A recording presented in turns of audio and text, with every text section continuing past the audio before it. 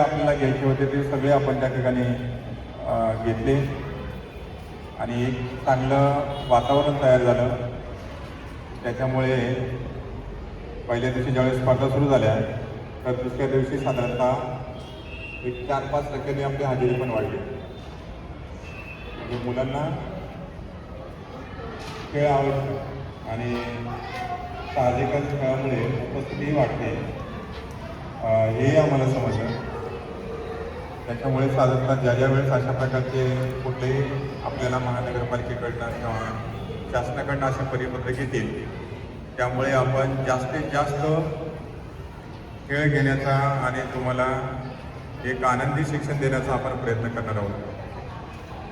त्यामुळे जेवढ्या खेळामध्ये तुम्ही सहभागी झालात त्या स्पर्धा अतिशय उत्तमपणे पार पाडल्या आणि त्या सर्व स्पर्धा उत्तमपणे पार पाडणाऱ्या आपल्या सर्व शिक्षकांसाठी एकदा तुम्ही जोरदार टाळ्या वाजवायच्यात.